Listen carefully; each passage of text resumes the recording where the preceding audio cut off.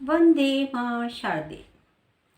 मेरी इस छोटी सी संस्कृत ज्ञान पाठशाला में आप सभी पाठकों का हार्दिक स्वागत है। देखिए, आज हम आपके लिए लेके आए हैं विरोधाभास अलंकार। विरोध विरोध माने विपरीत होना और उसका विरोध का आभास होना, यानी विपरीत चीज का आभास होना क्या कहलाता है? विरोधाभास। जहाँ पर हम दो विरोधी बातें करें, जैसे मान लीजिए कि हम कहें किसी को गोरा और काला दोनों एक साथ ले आए, कठोर कोमल शब्द दोनों एक साथ ले आए काव्य में। और जैसा कि हमने यहाँ भी स्पष्ट किया है आपको कि मूक और बधिर, यानी कोई व्यक्ति गूंगा है, ठीक है, मूक और बधिर हो सकता है, लेकिन मूक भी हो और वाचाल भी हो, बोलने वाला भी हो, ऐसा हो ही नहीं सकता। तो क्या है, यहाँ पर विरोधी बातें हैं दोनों। और जब हम दो विरोधी बातों का आभास करते हैं तो वहाँ पर विरोधाभास अलंकार होता है। देखिए, यही हमने कहा परिभाषा में स्पष्ट किया है। काव्य में जहाँ विरोध का आभास हो, अर्थात परस्पर विरोधी शब्द काव्य के सौंदर्य की वृद्धि कर रहे हों, वहाँ पर विरोधाभास अलंकार होता है। उदाहरण के लिए हमने लिया इसमें, यह निशानी मूक होकर भी बहुत कुछ बोलती है।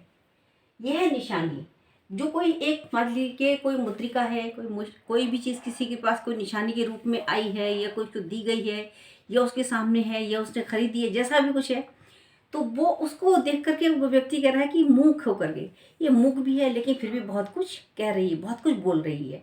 तब मूक होना यानी कि गूंगा होना, और बहुत अधिक बोलना, तो ये दोनों परस्पर विरोधी बातें हुई। तो यहाँ पर कौन सा अलंकार है? विरोधाभास। किन किन शब्दों में है? देखिए, मूक और वाचाल, यानी बहुत अधिक बोलने वाला, बोलती है। यह निशानी मूक होकर भी बहुत कुछ बोलती है, यानी गूंगी होकर के भी, यानी जिसके मुंह में जबान नहीं है, जो बोल नहीं पा रहा है और फिर भी बोल रहा है। तो यहाँ क्या है? विरोधाभास अलंकार। इसी को मैंने स्पष्टीकरण द्वारा स्पष्ट किया है। मूक और बोलना दोनों परस्पर विरोधी शब्द यहाँ पर प्रयुक्त हुए हैं, इसलिए यहाँ पर विरोधाभास अलंकार है। अब हमने अगला एग्जाम्पल लिया है, वज्रादपि कठोराणि मृदुनि कुसुमादपि लोकोत्तराणाम चेतांसी कोनो विज्ञातुम आहर्षि। ये संस्कृत का उदाहरण है। देखिए, ये भवभूति कवि रहे हैं, बहुत महान कवि रहे हैं अपने समय में, तो और प्राचीन काल के कवि हैं, आज के नहीं हैं। और संस्कृत का इन्होंने काफ़ी बड़ा काव्य लिखा है। उसमें इन्होंने भगवान राम के, जो मर्यादा पुरुषोत्तम राम हैं, उनके बारे में लिखा है, उनका चरित्र का वर्णन किया है उसमें इन्होंने। तो उन्होंने उनके बारे में लिखा है कि जो जिनके हृदय कैसा है? वज्र से भी कठोर है, मृदुनि कुसुमादपि, और जिनका जो उनका जो मन है, जो हृदय है, वो कैसा है? वो फूलों से भी कोमल है। यानी एक तरफ तो कठोर हैं और दूसरी तरफ कोमल हैं, ठीक है। लोकोत्तराणाम चेतांसु कोनो विज्ञातुम आहर्षि, लेकिन उनके बारे में उनके जो हम चरित्र है, उनके बारे में हम कैसे जान सकते हैं? अर्थात कोई भी नहीं जान सकता। क्यों? क्योंकि वो, उनका हृदय कैसा है? देख, वो कठोर भी हैं और कैसे हैं? मृदुनि कुसुमादपि, यानी फूलों से भी अधिक कोमल हैं। यानी कठोरता और कोमलता दोनों शब्द आने से यहाँ पर विरोधाभास अलंकार है। यही हमने स्पष्ट किया है। देखिए, इसमें यह कवि भवभूति ने राम की कोमलता और कठोरता दोनों को ही बताया है। यहाँ आ गया कठोरता, दोनों को ही बताया है, यानी कोमलता कठोरता दोनों में क्या है? विरोधाभास है। आगे इसकी अन्य उदाहरण देखिए। विरोधाभास अलंकार में दो विरोधी बातें एक साथ होती हैं। देखिए, मतलब वज्र से कठोर, जैसा मैंने पिछले एग्जाम्पल में भी आपको बताया है। तो उसका मतलब है उनके जो इरादे होते हैं वो बहुत मजबूत होते हैं। वो वज्र जैसे इरादे उनके होते हैं, मजबूत इरादों वाले होते हैं। और हृदय उनके कैसे होते हैं? मन कैसे होते हैं उनका दिल कैसा होता है? बिल्कुल कोमल होता है, कोमल भावनाओं से भरा होता है। तो यहाँ पर है विरोधाभास अलंकार, जो भी हमने आपको करा चुके हैं। हाँ, क्योंकि देखिए, कवि जहाँ ना पहुँचे रवि, वहाँ पहुँचे कवि। देखिए, कोई भी ऐसी कल्पना कौन नहीं कर सकता? केवल कवि ही कर सकता है। कवि कहाँ पहुँच जाए, कहाँ तक कल्पना कर ले अपनी, और उसको अपनी लेखनी में उतार ले, उसको काव्य का रूप दे दे, ये कोई भी नहीं जान सकता। यानी केवल कवि हृदय ही जो है ऐसी भावनाओं को मन को समझ सकता है।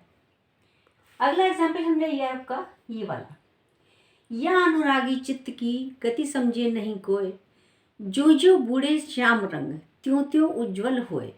तो देखिए अब इसमें क्या है, क्या बताया यहाँ पर, एक कृष्ण के माध्यम से लिया इन्होंने। यहाँ पर जो मनुष्य का जो अनुरागी मन है उसकी गति कोई नहीं समझ सकता। ज्यों ज्यों बूढ़े श्याम रंग, यानी जैसे जैसे वो भगवान राम कृष्ण के यानी कृष्ण के रंग में रंग जाता है, त्यों त्यों उज्जवल होए, वैसे वैसे उज्जवल होता है। अब आप सोचिए कोई व्यक्ति काले रंग में अगर डूब जाए तो कैसा हुआ, रंग उसका काला ही होगा। लेकिन नहीं, यहाँ पर कृष्ण भक्ति से उन्होंने लिया है सेंस, यहाँ पर जो अर्थ लिया है यानी कृष्ण की भक्ति में जो लीन हो जाएगा तो उसका मन मगन हो जाएगा, लीन हो जाएगा, तो उसका हृदय कैसा हो जाएगा, पवित्र हो जाएगा, यानी कि उज्जवल हो जाएगा। तो वो कैसा हो जाएगा, पवित्र। तो यहाँ पर श्याम रंग और उज्जवल, तो ये क्या क्या है, यहाँ पर विरोधी शब्द हैं, तो इसलिए कौन सा अलंकार है, विरोधाभास अलंकार है। लेकिन श्याम रंग और उज्जवल में श्लेष अलंकार भी है, क्योंकि दोनों के दो दो अर्थ निकल रहे हैं यहाँ पर, यानी एक ही शब्द के दो अर्थ हैं, यानी एक ही शब्द में दो अर्थ चिपके हुए हैं, इसलिए यहाँ पर कौन सा अलंकार है, श्लेष अलंकार, जैसा कि हमने पहले आपको अलंकार में करा चुके हैं। इसका देखिए हमने स्पष्टीकरण दिया है।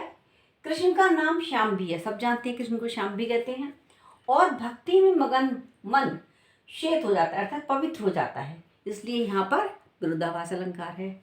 और श्याम रंग के दो अर्थ हैं, इसलिए यहाँ पर एक तो भगवान श्याम का रंग, कृष्ण का रंग श्याम और श्याम कृष्ण, तो और उज्जवल होना और पवित्र होना, तो क्या है यहाँ पर विरोधाभास अलंकार ना हो करके कौन सा है, इसमें श्लेष अलंकार है। इसमें से यहाँ श्लेष हो गया और इसमें कौन सा होगा आपका विरोधाभास, यानी दोनों अलंकार आपके एक ही एग्जाम्पल में है। अगला एग्जाम्पल देखिए, नर की अरु नल नीर की गति एकई करी जोई, जे तो नीचो हवे चले ते तो ऊंचो होई। देखिए हमने एक श्लोक संस्कृत में पढ़ा है, आगे आपको संस्कृत के ज्ञान में भी कराएंगे। अभिवादनशीलस्य नृत्यम वैद्योपसेविन चत्वारि तस्य वर्धन्ते आयुर्विद्या यशोबलम। देखिए नम्र होना है, अगर मनुष्य नम्र होता है, झुकता है, तो क्या होता है, दूसरा क्या करता है, अगर मान लिया आपने किसी को इस तरीके से नमस्कार किया ऐसे, तो दूसरे ने भी झुक के ही आपका ही नमस्कार लिया। अगर आपने किसी के चरण स्पर्श किए, अगर चरण स्पर्श करने के बाद फिर क्या करेगा, आपके सिर पर आशीष बार का हाथ धरेगा, ऐसे तो हाथ रखेगा नहीं, बल्कि कैसे करेगा, उसे भी थोड़ा झुकना पड़ेगा, यानी दोनों व्यक्ति झुक गए।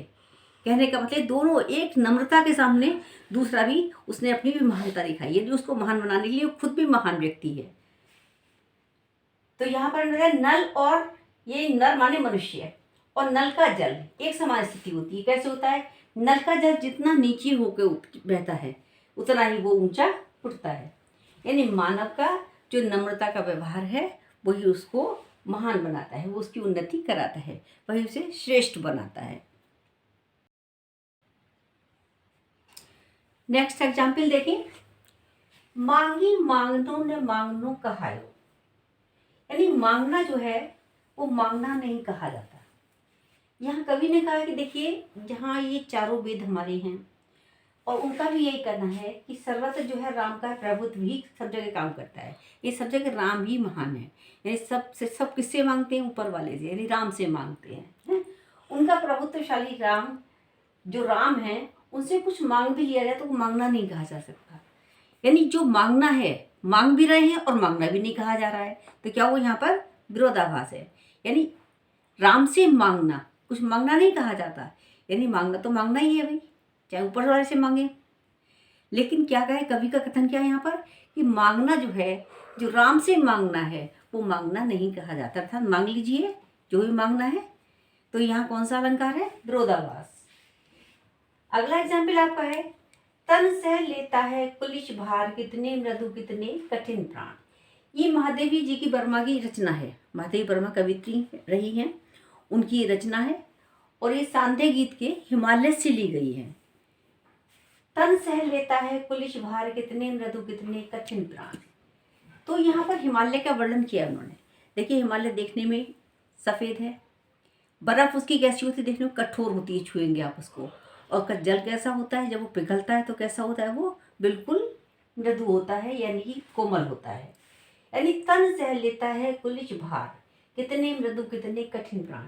जो उनका शरीर है जो हिमालय का जो शरीर है वो कितने कुलिश भारों को सहन कर लेता है, कितने मृदु कितने कठिन प्राण, यानी वो फिर उसमें क्या है, उसके अंदर कठोरता होने के साथ साथ भी उसमें कोमलता है। तो कौन सा अलंकार है? विरोधाभास।